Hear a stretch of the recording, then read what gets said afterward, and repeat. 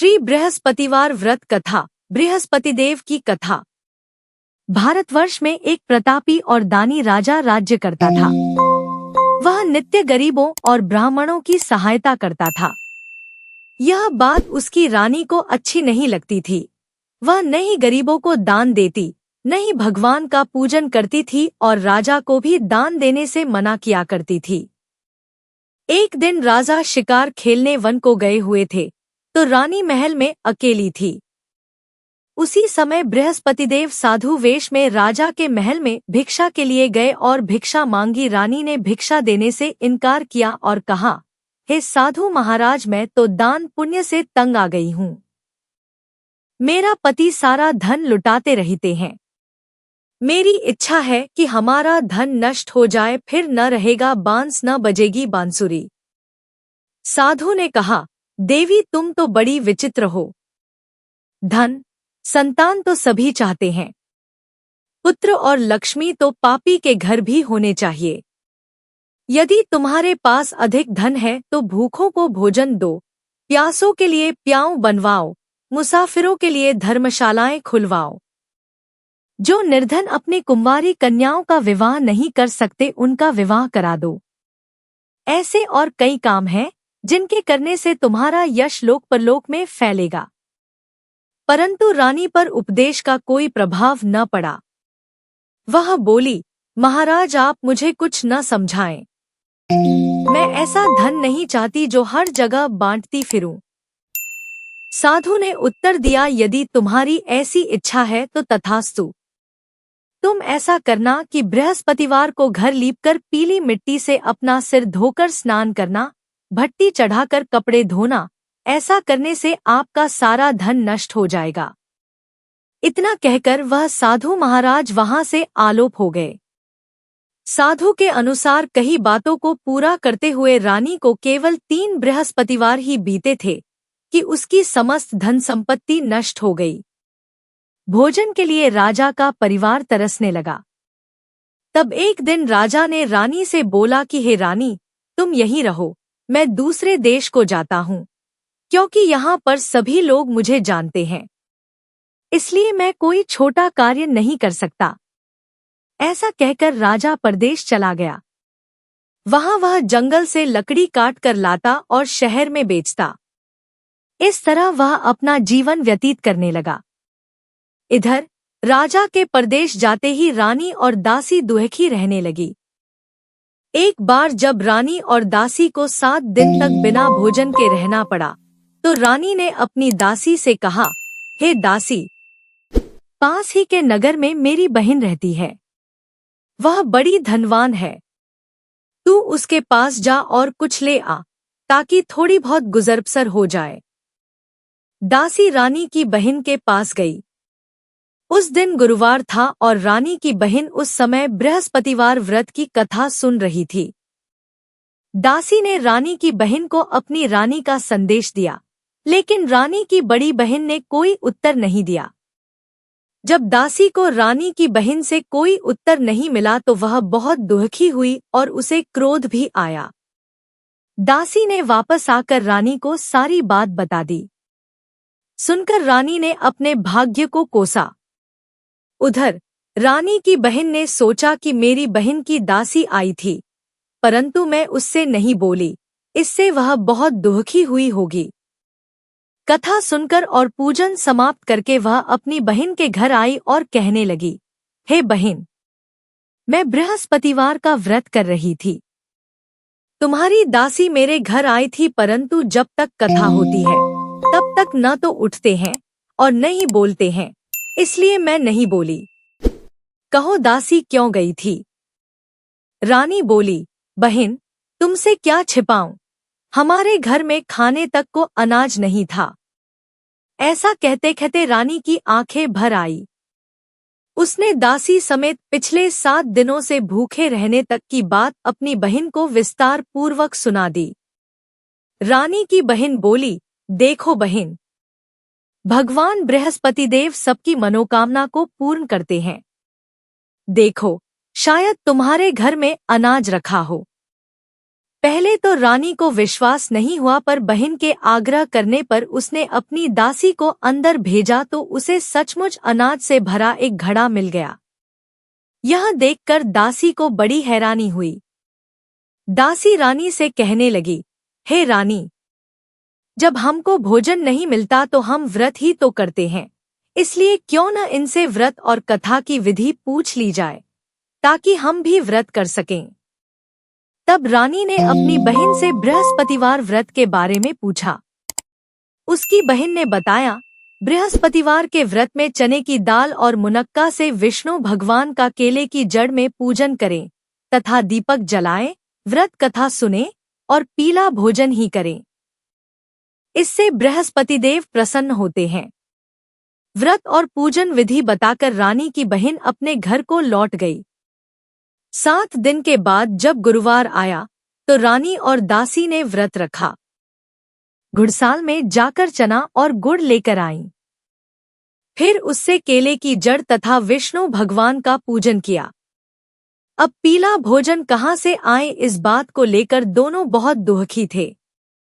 चूंकि उन्होंने व्रत रखा था, इसलिए बृहस्पतिदेव उनसे प्रसन्न थे। इसलिए वे एक साधारण व्यक्ति का रूप धारण कर 2 थालों में सुंदर पीला भोजन दासी को दे गए। भोजन पाकर दासी प्रसन्न हुई और फिर रानी के साथ मिलकर भोजन ग्रहण किया। उसके बाद वे सभी गुरुवार को व्रत और पूजन करने लगी। बृहस्पति भगवान की कृपा से उनके पास फिर से धन संपत्ति आ गई, परंतु रानी फिर से पहले की तरह आलस्य करने लगी। तब दासी बोली, देखो रानी, तुम पहले भी इस प्रकार आलस्य करती थी। तुम्हें धन रखने में कष्ट होता था, इस कारण सभी धन नष्ट हो गया, और अब जब भगवान बृहस्पति की कृपा से धन मिला है तो तुम्हें फिर से आलस्य होता है। रानी को समझाते हुए दासी कहती है कि बड़ी मुसीबतों के बाद हमने यह धन पाया है, इसलिए हमें दान पुण्य करना चाहिए, भूखे मनुष्यों को भोजन कराना चाहिए और धन को शुभ कार्यों में खर्च करना चाहिए, जिससे तुम्हारे कुल का यश बढ़ेगा, स्वर्ग की प्राप्ति होगी और पितृ प्रसन्न होंगे। दासी की बात मानकर रानी अपना धन शुभ कार्यों में खर्च करने लगी, जिससे पूरे नगर में उसका यश फैलने लगा। बृहस्पतिवार व्रत कथा के बाद श्रद्धा के साथ आरती की जानी चाहिए। इसके बाद प्रसाद बांटकर उसे ग्रहण करना चाहिए। एक दिन राजा दुखी होकर जंगल में एक पेड़ के नीचे आसन जमाकर बैठ गया। वह अपनी दशा को याद करके व्याकुल होने लगा। बृहस्पतिवार का दिन था। एकाएक उसने देखा कि निर्जन वन में एक साधु प्रकट हुए। वह साधु वेश में स्वयं बृहस्पति देवता थे। लकड़हारे के सामने आकर बोले, हे लकड़हारे, इस सुनसान जंगल में तू चिंता मग्न क्यों बैठा है? लकड़हारे ने दोनों हाथ जोड़कर प्रणाम किया और उत्तर दिया, महात्मा जी, आप सब कुछ जानते हैं, मैं क्या कहूँ? यह कहकर रोने लगा और साधु को अपनी आत्मकथा सुनाई। महात्मा जी ने कहा, तुम्हारी स्त्री ने बृहस्पति के दिन बृहस्पति भगवान का निरादर किया है, जिसके कारण रुष्ट होकर उन्होंने तुम्हारी यह दशा कर दी। अब तुम चिंता को दूर करके मेरे कहने पर चलो तो तुम्हारे सब कष्ट दूर हो जाएंगे और भगवान पहले से भी अधिक संपत्ति देंगे। तुम बृहस्पति के दिन कथा किया करो। 2 पैसे के चने मुनक्का लाकर उसका प्रसाद बनाओ और शुद्ध जल से लोटे में शक्कर मिलाकर अमृत तैयार करो। कथा के पश्चात अपने सारे परिवार और सुनने वाले प्रेमियों में अमृत व प्रसाद बांटकर आप भी ग्रहण करो। ऐसा करने से भगवान तुम्हारी सब मनोकामनाएं पूरी करेंगे। साधु के ऐसे वचन सुनकर लकड़हारा बोला, हे प्रभो, मुझे लकड़ी बेचकर इतना पैसा नहीं मिलता जिससे भोजन के उपरांत कुछ बचा सकूं। मैंने रात्रि में अपनी स्त्री को व्याकुल देखा है। मेरे पास कुछ भी नहीं जिससे मैं उसकी खबर मंगा सकूं। साधु ने कहा, हे लकड़हारे, तुम किसी बात की चिंता मत करो। बृहस्पति के दिन तुम रोजाना की तरह लकड़ियां लेकर शहर को जाओ। तुमको रोज से दुगुना धन प्राप्त होगा। जिससे तुम भली भांति भोजन कर लोगे तथा बृहस्पति देव की पूजा का सामान भी आ जाएगा। इतना कहकर साधु अंतर्ध्यान हो गए। धीरे धीरे समय व्यतीत होने पर फिर वही बृहस्पतिवार का दिन आया। लकड़हारा जंगल से लकड़ी काटकर किसी शहर में बेचने गया। उसे उस दिन और दिन से अधिक पैसा मिला। राजा ने चना गुड़ आदि लाकर गुरुवार का व्रत किया। उस दिन से उसके सभी क्लेश दूर हुए, परंतु जब दोबारा गुरुवार का दिन आया तो बृहस्पतिवार का व्रत करना भूल गया। इस कारण बृहस्पति भगवान नाराज हो गए। उस दिन उस नगर के राजा ने विशाल यज्ञ का आयोजन किया तथा शहर में यह घोषणा करा दी कि कोई भी मनुष्य अपने घर में भोजन न बनावे, न आग जलावे, समस्त जनता मेरे यहाँ भोजन करने आवे। इस आज्ञा को जो न मानेगा उसे फांसी की सजा दी जाएगी। इस तरह की घोषणा संपूर्ण नगर में करवा दी गई। राजा की आज्ञानुसार शहर के सभी लोग भोजन करने गए, लेकिन लकड़हारा कुछ देर से पहुंचा, इसलिए राजा उसको अपने साथ घर ले गए और ले जाकर भोजन करा रहे थे तो रानी की दृष्टि उस खूंटी पर पड़ी जिस पर उसका हार लटका हुआ था। वह वहां पर दिखाई नहीं दिया।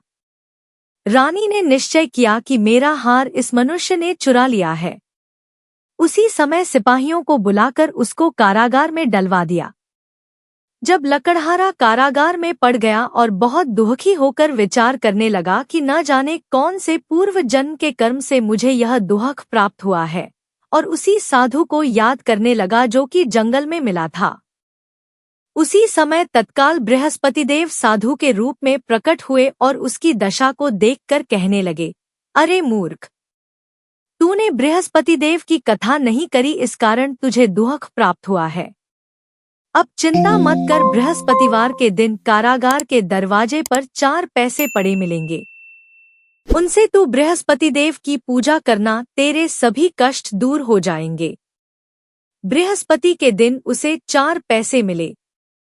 लकड़हारे ने कथा कही। उसी रात्रि को बृहस्पतिदेव ने उस नगर के राजा को स्वप्न में कहा, हे राजा, तुमने जिस आदमी को कारागार में बंद कर दिया है वह निर्दोष है। वह राजा है, उसे छोड़ देना। रानी का हार उसी खूंटी पर लटका है। अगर तू ऐसा नहीं करेगा तो मैं तेरे राज्य को नष्ट कर दूंगा। इस तरह रात्रि के स्वप्न को देखकर राजा प्रातःकाल उठा और खूंटी पर हार देखकर लकड़हारे को बुलाकर क्षमा मांगी तथा लकड़हारे को योग्य सुंदर वस्त्र आभूषण देकर विदा कर दिया।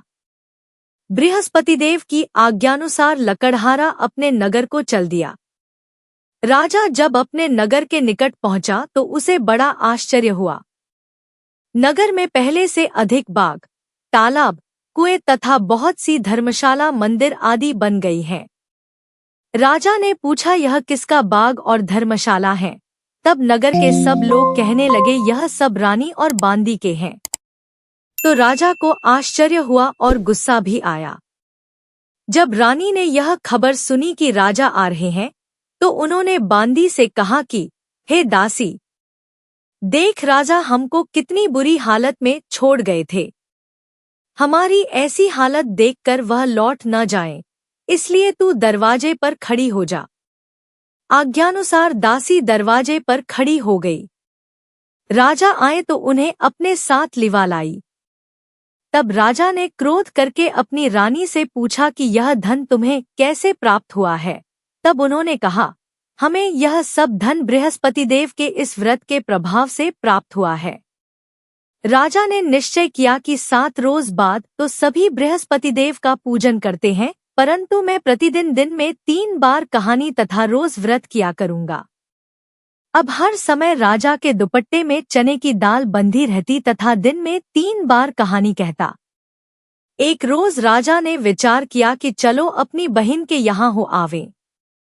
इस तरह निश्चय कर राजा घोड़े पर सवार हो अपनी बहन के यहाँ को चलने लगा। मार्ग में उसने देखा कि कुछ आदमी एक मुर्दे को लिए जा रहे हैं। उन्हें रोककर राजा कहने लगा, अरे भाइयों, मेरी बृहस्पतिदेव की कथा सुन लो। वे बोले, लो, हमारा तो आदमी मर गया है, इसको अपनी कथा की पड़ी है। परंतु कुछ आदमी बोले, अच्छा कहो, हम तुम्हारी कथा भी सुनेंगे। राजा ने दाल निकाली और जब कथा आधी हुई थी कि मुर्दा हिलने लग गया, और जब कथा समाप्त हो गई तो राम राम करके मनुष्य उठकर खड़ा हो गया। आगे मार्ग में उसे एक किसान खेत में हल चलाता मिला। राजा ने उसे देख और उससे बोले, अरे भैया, तुम मेरी बृहस्पतिवार की कथा सुन लो। किसान बोला, जब तक मैं तेरी कथा सुनूंगा तब तक 4 हरया जोत लूंगा। जा अपनी कथा किसी और को सुनाना। इस तरह राजा आगे चलने लगा। राजा के हटते ही बैल पछाड़ खाकर गिर गए तथा किसान के पेट में बड़ी जोर का दर्द होने लगा। उस समय उसकी माँ रोटी लेकर आई। उसने जब यह देखा तो अपने पुत्र से सब हाल पूछा और बेटे ने सभी हाल कह दिया तो बुढ़िया दौड़ी दौड़ी उस घुड़सवार के पास गई और उससे बोली कि मैं तेरी कथा सुनूंगी, तू अपनी कथा मेरे खेत पर चलकर ही कहना। राजा ने बुढ़िया के खेत पर जाकर कथा कही, जिसके सुनते ही वह बैल उठ खड़ हुए तथा किसान के पेट का दर्द भी बंद हो गया। राजा अपनी बहन के घर पहुंचा। बहन ने भाई की खूब मेहमानी की। दूसरे रोज प्रातःकाल राजा जगा तो वह देखने लगा कि सब लोग भोजन कर रहे हैं। राजा ने अपनी बहन से कहा, ऐसा कोई मनुष्य है जिसने भोजन नहीं किया हो, मेरी बृहस्पतिवार की कथा सुन ले। बहन बोली, हे भैया, यह देश ऐसा ही है कि पहले यहाँ लोग भोजन करते हैं, बाद में अन्य काम करते हैं। अगर कोई पड़ोस में हो तो देख आऊं।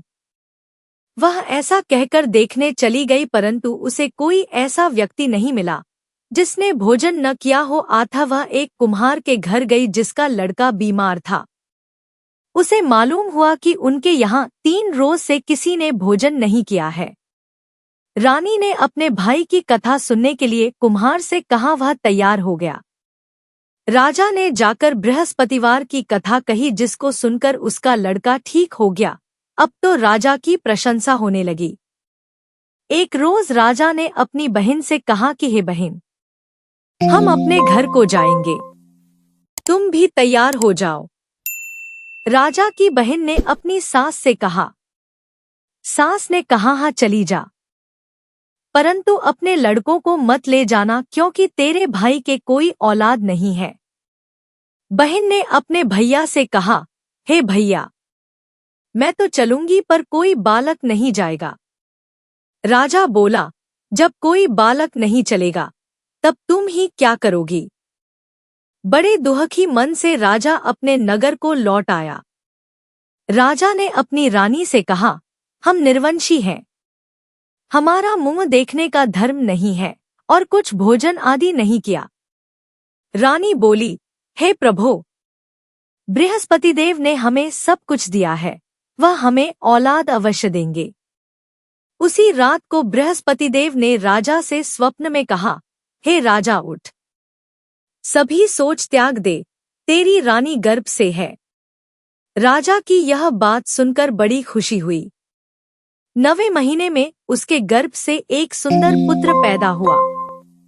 तब राजा बोला, हे रानी, स्त्री बिना भोजन के रह सकती है, पर बिना कहे नहीं रह सकती। जब मेरी बहन आवे तुम उससे कुछ कहना मत। रानी ने सुनकर हाँ कर दिया। जब राजा की बहन ने यह शुभ समाचार सुना तो वह बहुत खुश हुई तथा बधाई लेकर अपने भाई के यहाँ आई। तभी रानी ने कहा, घोड़ा चढ़कर तो नहीं आई, गधा चढ़ी आई। राजा की बहन बोली, भाभी, मैं इस प्रकार न कहती तो तुम्हें औलाद कैसे मिलती। बृहस्पतिदेव ऐसे ही हैं, जैसी जिसके मन में कामनाएं हैं सभी को पूर्ण करते हैं। जो सद्भावना पूर्वक बृहस्पतिवार का व्रत करता है एवं कथा पढ़ता है अथवा सुनता है, दूसरों को सुनाता है, बृहस्पतिदेव उसकी सभी मनोकामना पूर्ण करते हैं। भक्ति और व्रत कथाओं का आनंद लेने के लिए हमारे चैनल को सब्सक्राइब करें। आपका एक छोटा सा सपोर्ट हमें और भी प्रेरणा देगा और हमारे सफर को रोशनी से भर देगा। इस पवित्र यात्रा को अपने दोस्तों के ग्रुप में भी शेयर करें, ताकि हम सब मिलकर इस शांति और भक्ति का अनुभव कर सके।